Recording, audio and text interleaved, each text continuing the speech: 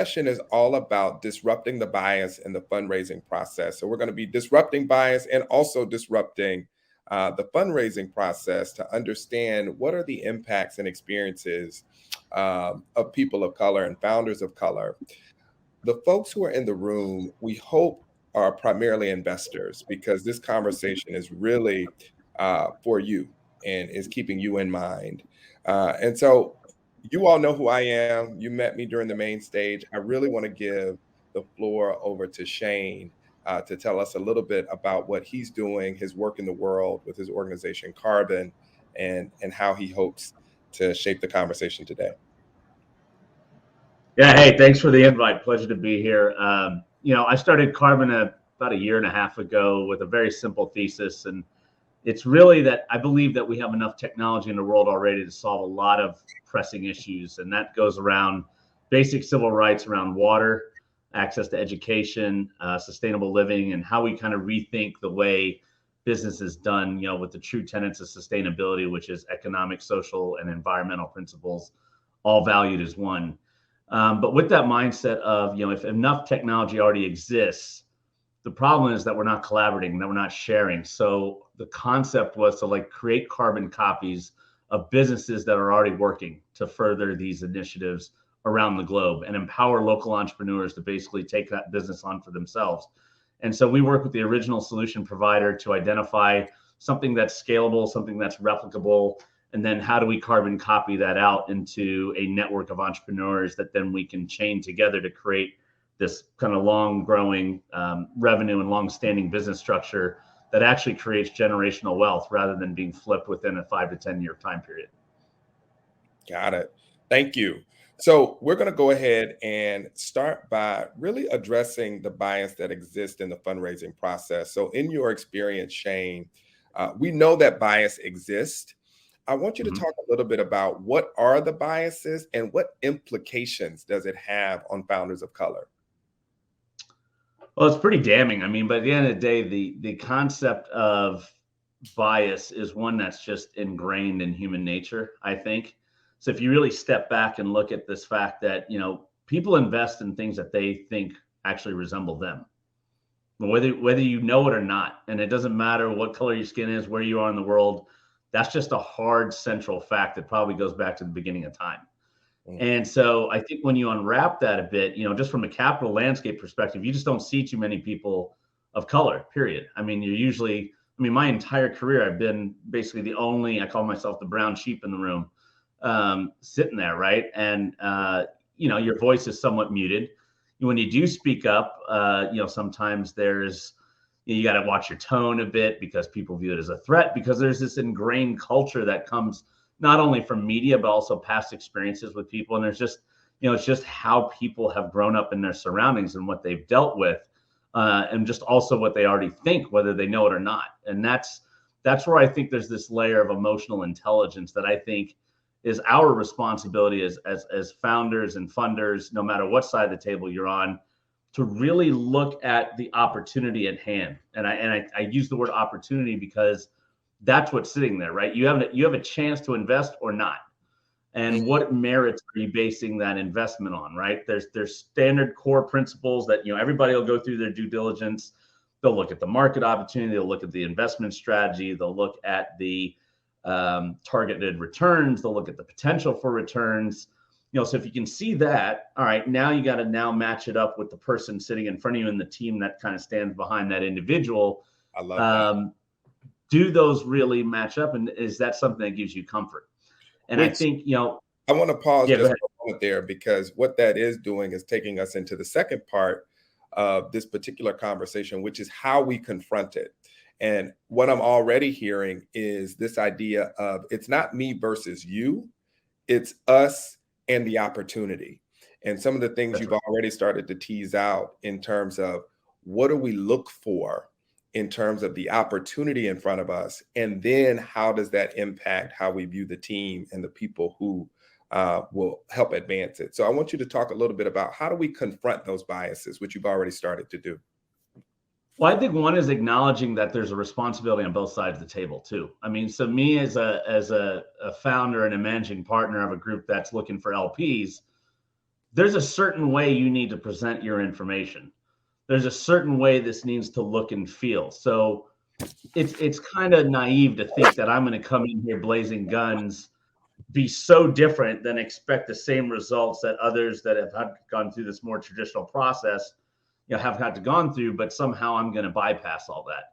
You still got to play the game. You still got to walk the walk, talk the talk, right? You still got to know what's going on. You still have to know how to position yourself. And at the end of the day, you still have to know your stuff, right? Like you have to know why your thesis is actually differentiated, why you believe you have the track record and the capability to execute on that. And again, I use the word belief because that's what it comes down to. You have to instill confidence not only in yourself, but on the other side of that table that you're capable of doing that. And it's a sell either way you're looking at it. I want to pause for a minute on something that you mentioned in terms of like playing the game, and you kind of gotta walk the talk. And so with that, I think a lot of times founders are unaware of the things that they don't know. We don't know what we don't know.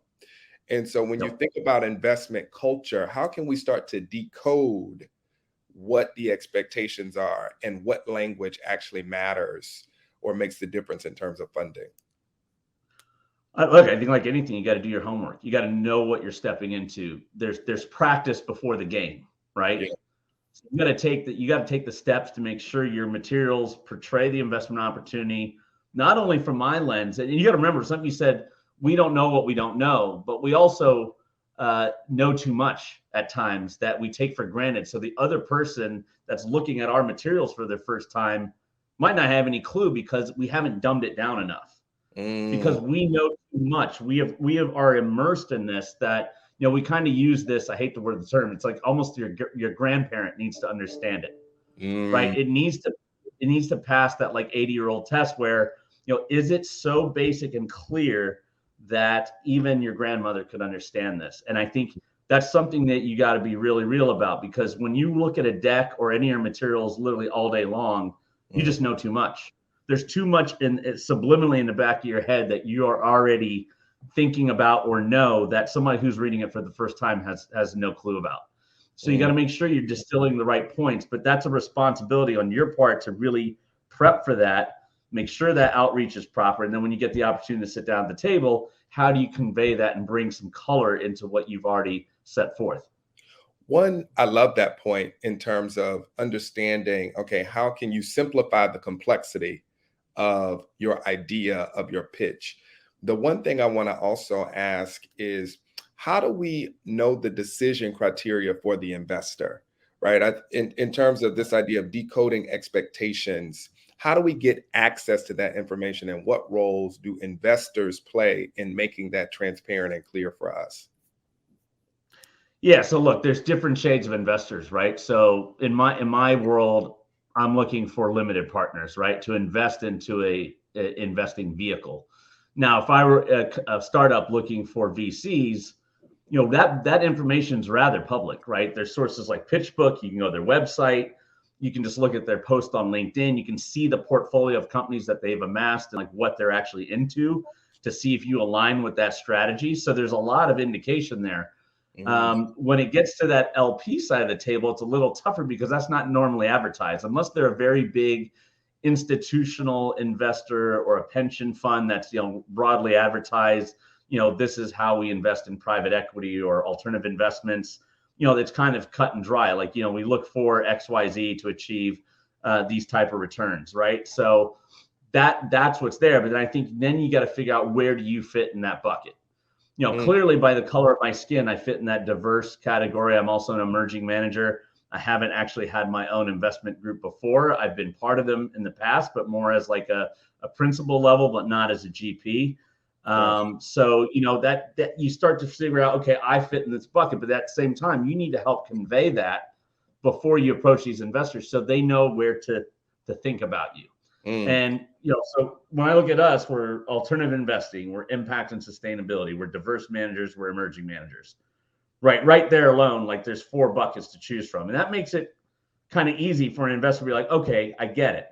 But then there's some more, sexy, more differentiated vehicles out there where you're not this, you're not that. You got to help people figure out where to think about you, because that's the lens they want to see you through and how they need to evaluate whether they can push you through the process. Yeah. I want to think about the role of the investor in terms of making that accessible. And so, at the tables you sit at the conversations that you're a part of with folks who are VCs, in what ways are they trying to um, go into community or make that information more accessible for founders of color? Well, I think you've seen a lot of marketing around this, right? And I hate to call it brownwashing, but I think you've seen that. Just like there's greenwashing when the environmental stuff kicks up, it's the same thing. I think we've seen that socially.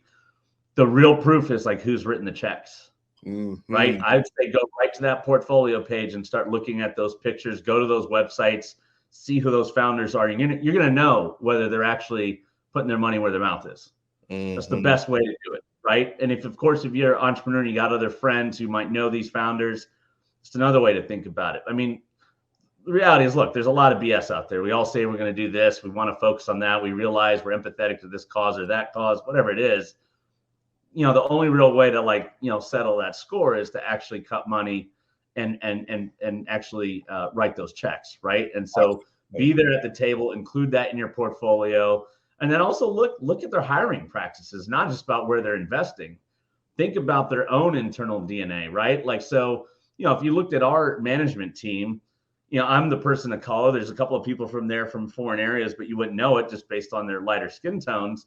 But then when you look at our associate base, we've pulled people from all over the planet through all walks of life. And it was built Yeah. that way because I believe the only way to change this, because if you start with the psychology in mind that we invest in things that make us comfortable, resemble us, my goal is also help put people in power that come from differentiated backgrounds. So when it's their time to make those decisions, they're the ones calling the shots. I love that. Couple of things I just want to call out just from the short conversation we've had so far. The importance of simplifying the complexity of your pitch, of your strategy, so that when you present it in front of an investor, they can easily understand the value. The other thing is actually doing the homework to understand where there's alignment with who you are and that investor interest is also something that I heard you share. The last thing I'll mention is this idea of who's writing the check, right? And what is the internal DNA of that venture fund or those investors, so that you know that these are people who are really walking the talk. So thank you just for sharing those quick nuggets. Anything else you'd like to add before I shift gears a bit? No, it's a long process. Be prepared to hear a lot of no's. Yeah. But I also think too, on the other side of human nature is we all have common interests that pull us together as one. And Hmm. part of your job as a person is to figure out what those interests are. Sometimes it's sports, music, media, whatever it might be. There's always a common thread. And if Hmm. it's not apparent just based off the school you went to or off the color of your skin, try finding that thread and Yeah. keep digging. And eventually you hit a tone. And it's just like anything else. That's when relationships are formed. And so the faster you can kind of humanize this relationship, then you kind of break down that barrier. I'm not just this person of color. There's something else there, because the reality is we all have to fight that.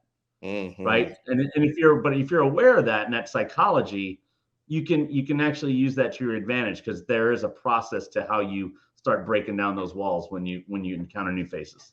Yeah.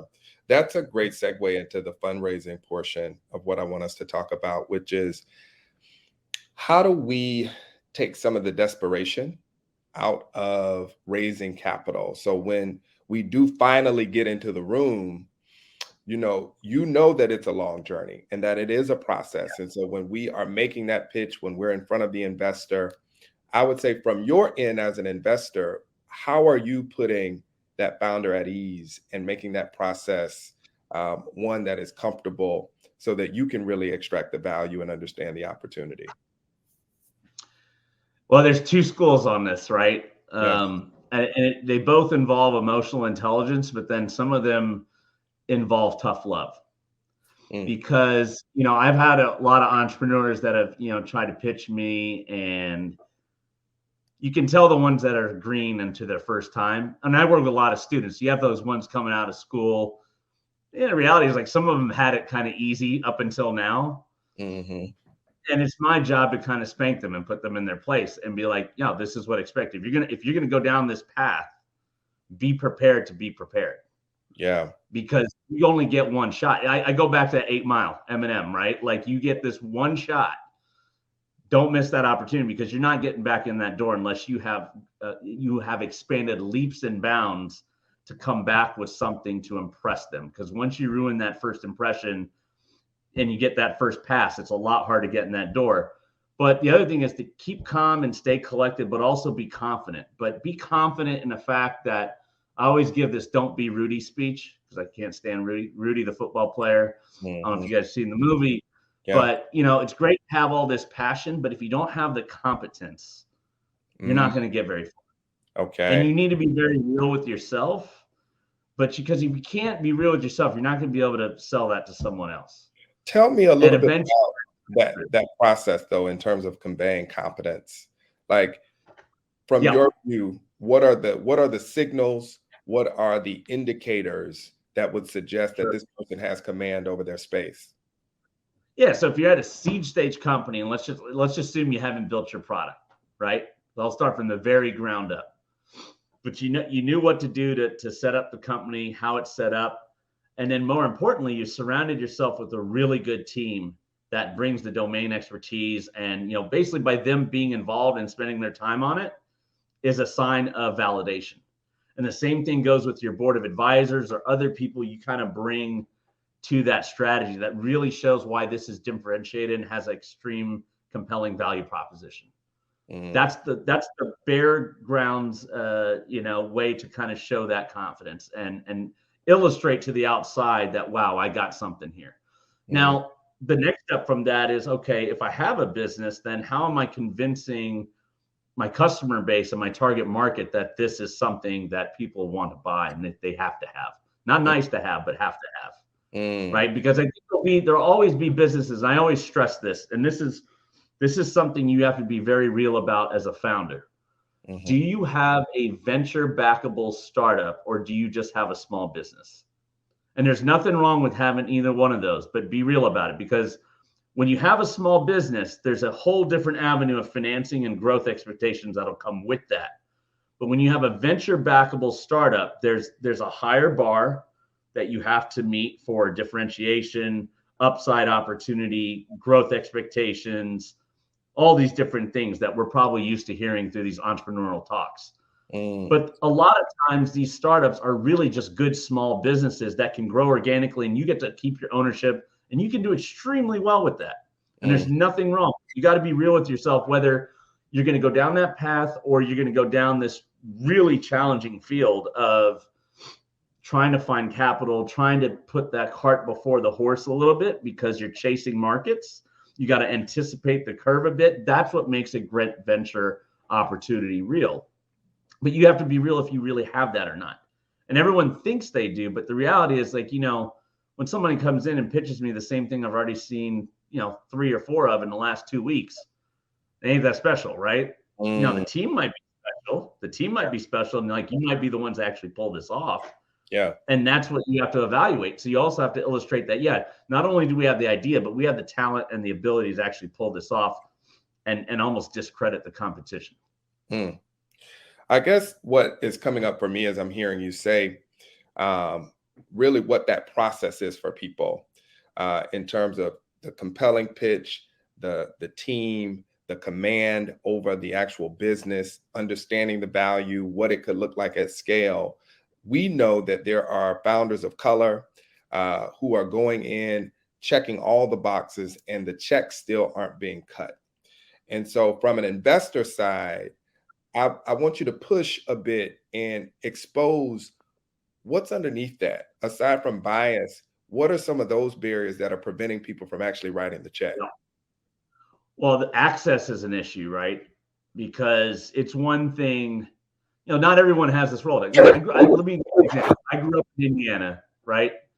And I came out to Wall Street, and I had no clue. Other than taking a class or two in college, even though I majored in finance, I didn't really know the world I was going into, right? But so access is a number one problem, I think, for people of color. So unless you went to the same schools or have the same networks that overlap with your investor base that you're going after, don't expect to be able to just knock on that door and get in, right?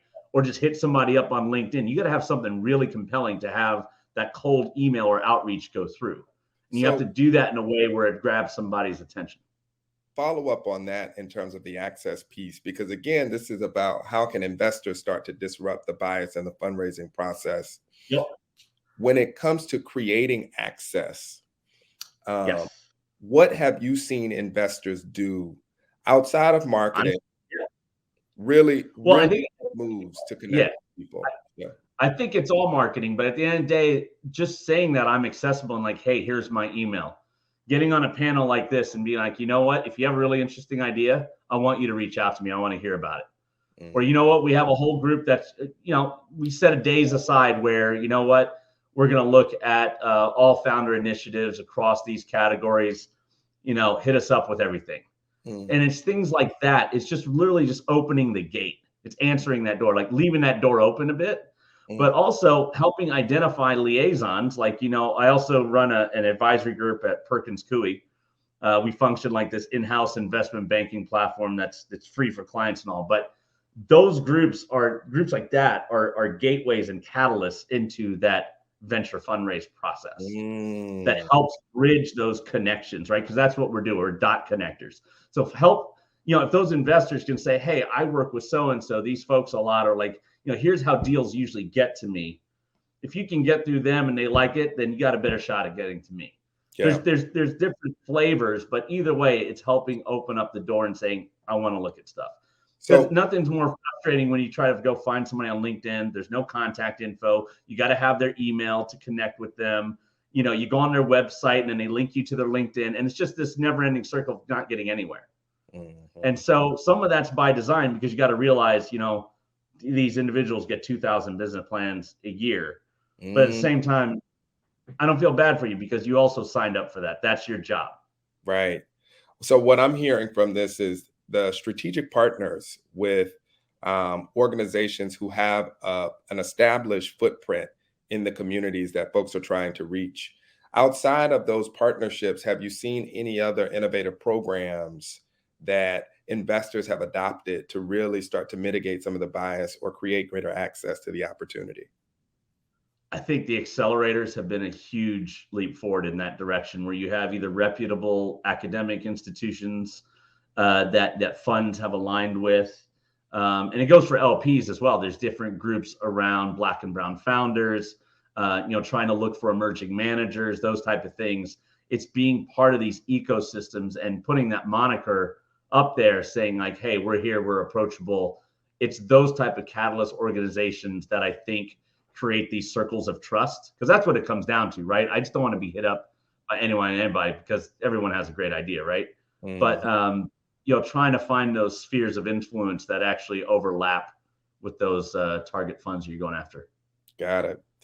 I'm thinking about those partners, and I'm also thinking about access too, because it's like we're introduced to the story of the white entrepreneur of tinkering in the garage, right? Comes up with a cool software, and somehow magically through the support of family and some investor, it takes off and is a unicorn.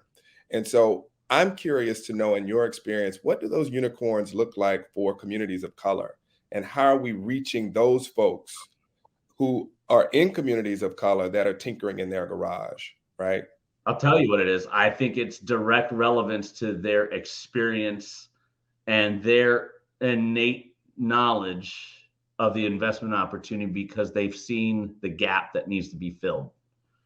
And so take, for example, like, let's just use some of these Nigerian unicorns that have just come up literally like they seem like they're overnight, but these are all long slogs, but these were big untapped markets with massive populations. Like Nigeria, in a sense, is going to be the fastest growing population in the world, but it's also become this great entrepreneurial center. So when you see some of these fintech startups that are just creating some of the basic access to digital wallets or some type of money transfer that never existed before, right? That is a massive opportunity, but usually it's that level of street smarts intersecting now with the business smarts of like, how do I combine these things to basically take advantage of this great market opportunity that sits in front of me? And I think it's that knowledge. When I look at people of color and communities, they know things about their customer base because they are one of them. And the outsider who's sitting up high in a different area doesn't necessarily understand that because they've never lived that. Right? It's as simple as like when we look at impact opportunities, when we pull out a water filter here and people are like, oh, what's that?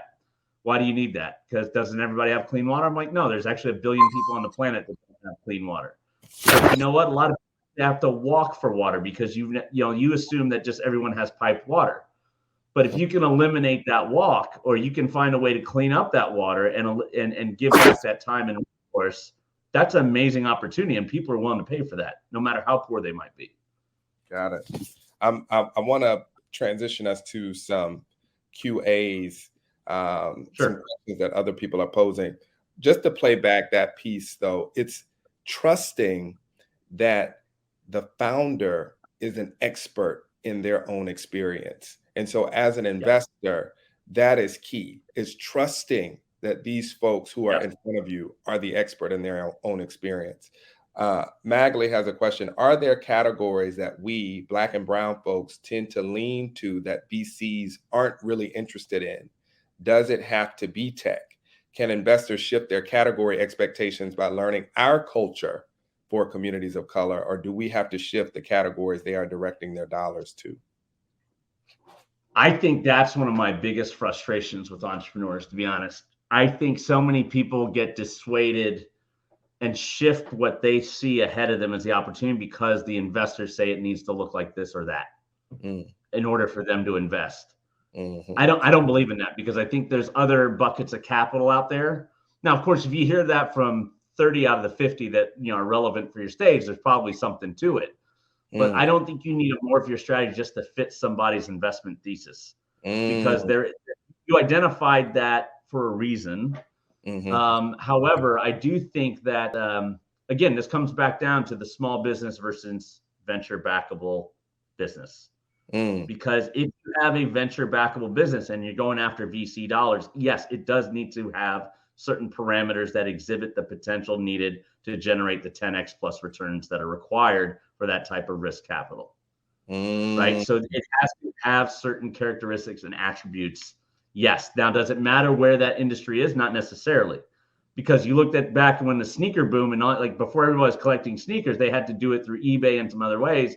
And then all these marketplaces started to emerge. Like something simple as that, emerged from like these types of communities that you're talking about, where it was literally kind of streetwear, took its own life, but it found ways to use the existing tools that existed in the digital world to fulfill the commerce, right? And that, I think, is the crux of the question there, is, does it have to be technology at its core? Because to your point, it could be streetwear, it could be health and beauty. And if I'm not the tech entrepreneur, but I do have a scalable business that could yield significant returns, like what does the investor need to do to see the opportunity there, right? Or to move beyond that tech mindset? I think pure tech opportunities comes in waves. I think where we're at now, of course, we're going into the Web 3.0 and things like that. There's a new layer of technology that wasn't there before. But for the most part, you got a lot of startups now that are just combining different tool sets and technologies that are readily available. They're not developing anything proprietary. The proprietary nature is in what are they doing with that technology and how are they combining that together to create this either a unique UX, UI experience for the customer. Maybe they tighten up the supply chain, whatever it is. A lot of them aren't inventing anything other than the way they're sifting through the data and creating the more relevancy. So that's where you're seeing as a lot of the science, I think, now in a lot of these, I'm generalizing, of course, more like the software-oriented startups. Like most of the tool sets are already built. It's just building a foundation from that to do something different. Is there an example that comes to mind? All of them. I mean, take all these SaaS players. I mean, take a company that's even looking at hospital reorganization of how they streamline operation. It's really just a data exercise. They're using sensors, or they're using visualization tools. They're using data sets where they show, like, here's our operations. And then it's just mixing all that together to sift through then, some type of algorithm to see, okay, this is the most optimized approach on how to do it. And so people are selling enterprise software that says, hey, we can revamp your enterprise to make it much more efficient and boost its profitability. That's just one simple example. I'm curious, and I'm going to get to a conversation about pitch decks, but when it comes to investing beyond the financial, what are you seeing investors do to embrace a team that may have a really valuable business opportunity, but that needs some additional support? Are there models out there where people are providing that financial support and also bringing in some tech tools or additional team members to help drive the business forward? Yeah, I mean, more often than not, I think, just like anything else, just as much as a startup has to differentiate from its competition, funds have to do the same thing. Unless you're that tier one brand name, I want a seat at the table. So how do I get that seat? Maybe I have like this middle office or this kind of entrepreneurial support group that helps you with your accounting, your KPIs, your tracking. Maybe I help with connections through our LP base or customer base to really be a catalyst to your business. To me, those are the things you got to look out for. Those are the things that really create a value-added investor. But it's also a sign those are the investors that are really hungry to take this journey with you, because they've set up a system and infrastructure to do just that. Yeah, that is systematic change right there. When we Yes. think about disrupting the bias, where it's less about I'm expecting you to come and perform, in a way that I'm traditionally accustomed to. I'm seeing where there are resources and needs and gaps that you have, and I'm willing to provide that equitable support to make sure that you get the outcomes that both of us find beneficial. Now, here's the other question. When it comes to the pitch process, do you think the VC pitch process is financially failing entrepreneurs of color? Why or why not? That pitch process is a very vague statement. I mean, First of all, it's assuming you even have access, right? If you have access and you found a way in, it's kind of like if someone helped you get the interview and then you blow it, that's kind of on you. Yeah. Right. But if you had the right ingredients in that pitch deck and you had the right materials, then you have an even shot to some degree. Now, of course, there is the problem where, and let's just go back to what a lot of people are talking about. Like if a VC has a Stanford buddy that comes by with the exact same idea, more often than not, they're going with that buddy because they know them, they know the school they came from, whatever there's this like, okay, that's the one I want to back. Right. So the pitch process itself, I think, is how you actually get in the door, and then what are you actually selling?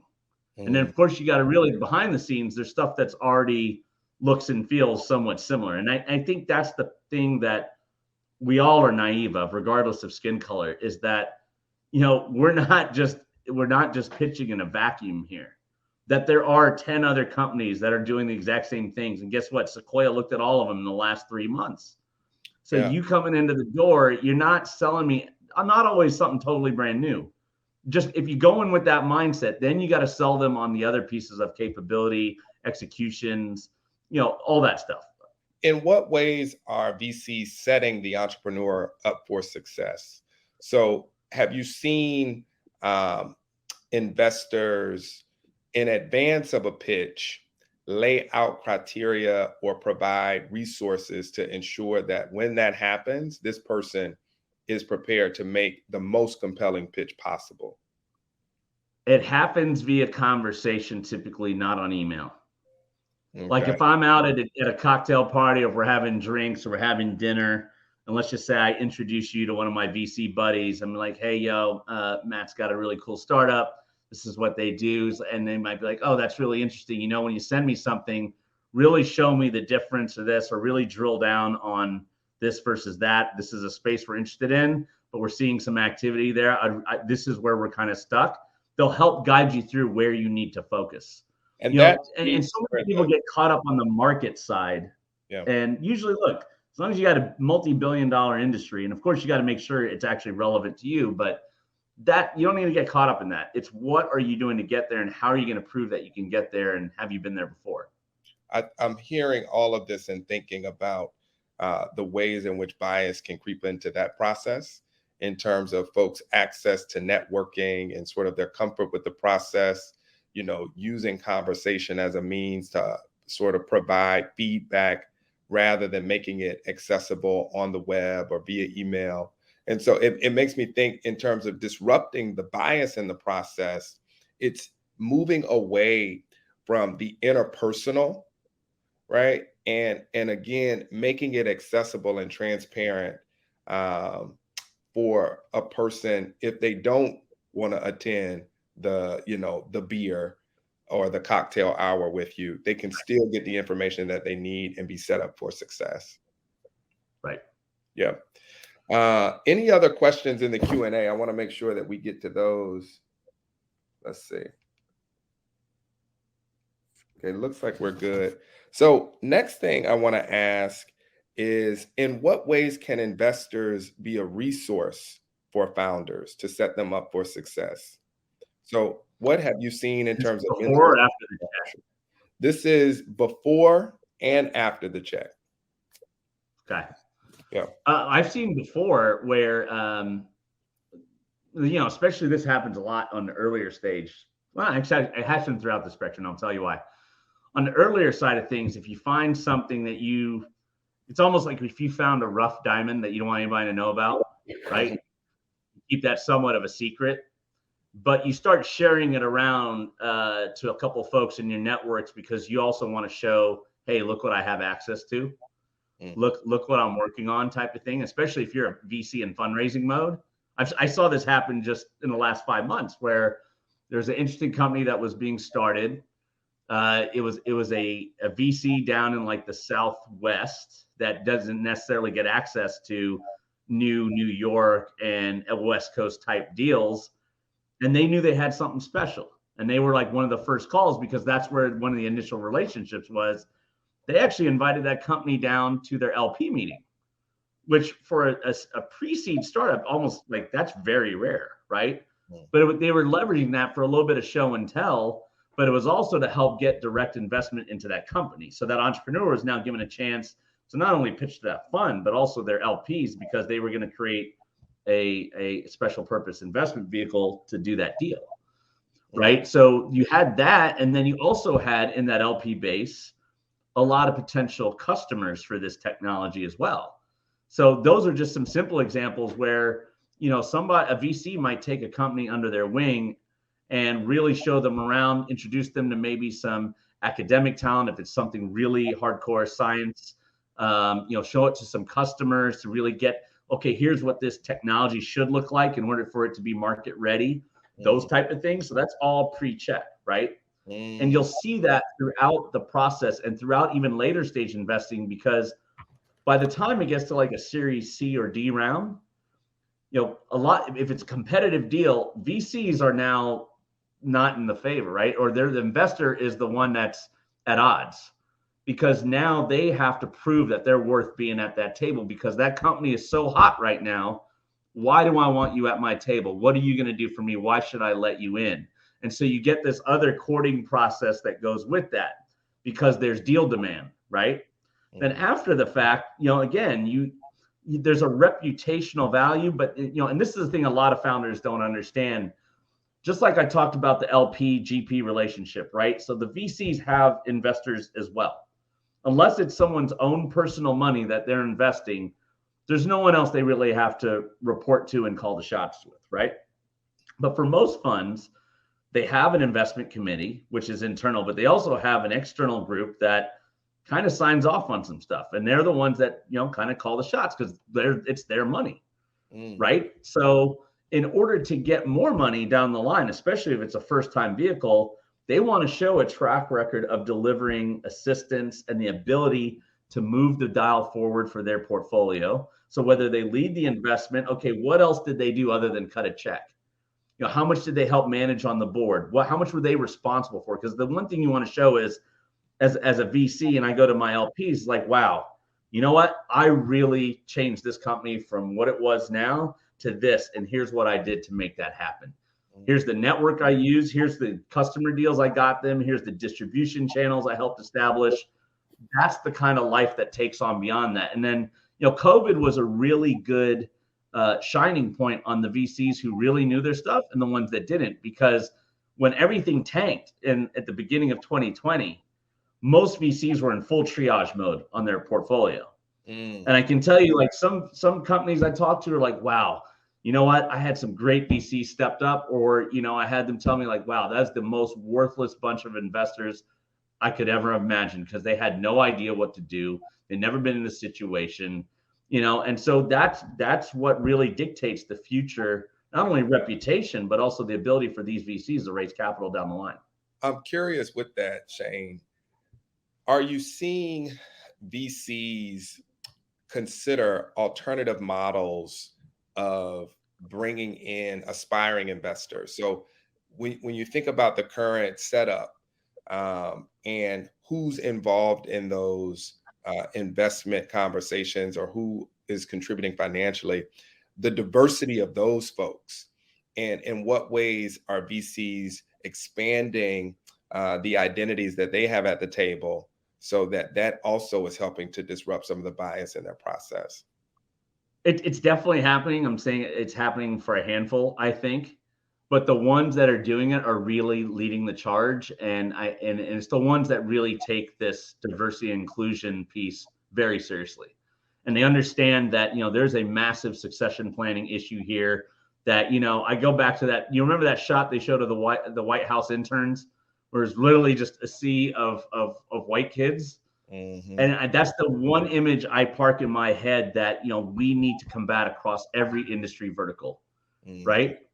And so I think a lot of VCs are taking that to heart too, but they're also doing that from a portfolio perspective, but they're also doing that from the way they hire as well. And so they might bring in LPs or people from their expert, I would say, Rolodex.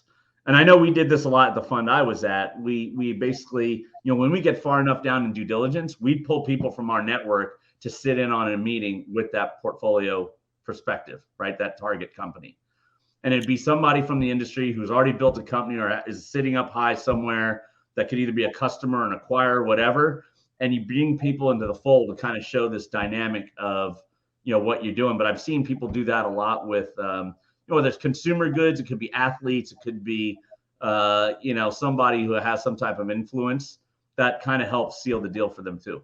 Well, that's what I'm sitting here thinking about too, is for aspiring investors of color, how do you raise your profile to get into these networks, to get access to limited partners?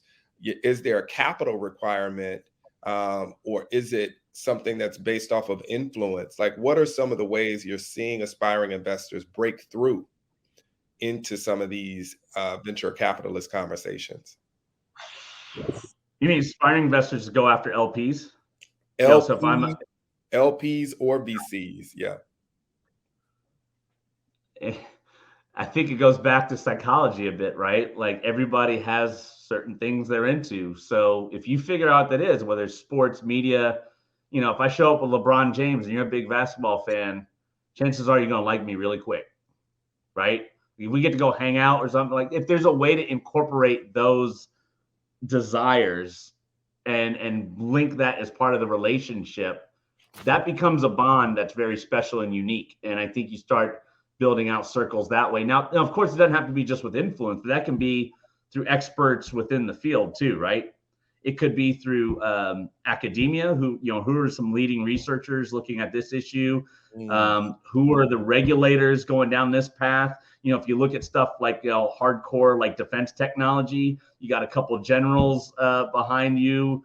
All that stuff really starts to bring all these other areas of access that you never had privy to before. Yeah, I'm seeing some comments in the chat here. It is very much about similar interests, this idea of similarity bias, right? So where there is a shared interest. So if you're looking at venture funds, if you're looking to connect with people, seeing where there is alignment in values and interests, um, so that, you know, you can start to break through a bit. What I'm also hearing is that the pipelines for gaining access are through academia and sometimes through industry. So the higher you rise in industry, the farther you go with your research can put you at tables with people who, you Yeah, know, are doing this work. Yeah. absolutely. Yeah. Uh, and I see some comments in here from Magley saying, you know, this is really why we need more investors of color, folks who understand entrepreneurs of color, because these networks seem to be so tight and so closed. So the more that we can start to create our own funding models and own funding pools, the stronger we can be as a community. Cool. So Yep. we are almost at time and we've covered a lot of ground. So I just kind of want to start to recap some of the things that I've heard over the course of our conversation that I think are really compelling. The first piece is around really simplifying the complexity and making sure that that decision criteria on the investor side is transparent and accessible, not just through interpersonal dynamics, but through your marketing materials, also through strategic partners, folks who are connected to community, so that folks have access to you through a number of different channels. In terms of aspiring investors, really leaning into those venture funds and those networks that align with your values and interests. Also, continuing to push yourself to elevate in whatever space you are, because that's going to put you at tables that you may not normally have access to. And so, also in terms of the venture side, if you are an investor, thinking beyond just finance, but also the support services that you can bring with investment in an entrepreneur of color, because they may not have the technical team, but they have a really compelling idea and a really important value add business that just needs some additional resourcing. So that's that equity piece that helps to disrupt the bias. Um, any other things you might share, Shayne, as we come to a close? Any other imparting words or wisdom you think is important for the investor and also the founder? I don't think there's been any greater opportunity in the history of this country and entrepreneurship to make a move now. Whether you're an investor or you're an entrepreneur, person of color, this is a chance to make a stand for what you really believe in Mm, and provide that opportunity because it's right at our doorsteps. I'm telling you, man, like you go back to even Martin Luther King days, right? That still happened within relatively a vacuum within this country. When George Floyd hit, you had people in Paris taking to the streets within 24 hours. The global reach that this has achieved now, and it has shined a light on the problems that we face around racial challenges and access, has been no greater in the history of the world. And everyone knows it now. mm, So now people's corporate identity is judged on how they actually handle this situation, right? And this whole thing about brownwashing the real players are coming out very fast, right? mm, They're mm. rising to the surface. So if you're lacking and you're still underwater, you still have a chance to really take a stand and be something different. Like I always say this, every minute that goes by is a chance to turn it all around. Mm. So the time is now. This is when action is needed. Just make it happen. But I think everyone's just got to understand the game that there's into. And over time, that game will change and it'll morph. But for now, there is a certain way things are done. Just like anything else, get educated on that and make it happen. I love it. Thank you so much, Shayne. I mean, Pleasure, man. this Yep. has been absolutely just so informative in terms of kind of pulling back the veil in how some of these conversations happen, in the way that we show up, in the way that investors show up, so that we can start to bridge this divide, so that we can disrupt this bias. I hope that our participants have found this to be useful and helpful as you navigate your own entrepreneurial journey. For investors that are on the call, I hope that this has provided some insight into how you can mitigate bias within your organization and within your process so that you can welcome more entrepreneurs of color into your fold and into your world. So thank you. And we will return back to the main session. For folks, if you want to hop into networking, Shayne, I don't know if you want to stick around a bit, maybe linger into the network portion. Okay, just so folks can connect with you. If people want to connect with you, I know we have your LinkedIn. Is there a website? I just put my email there. Perfect. Okay, because cool. I believe in access. So there you go. Okay. All right. Can't be talking all this and then not do it. So exactly, man. Thank you for walking the talk. Got it. Yeah.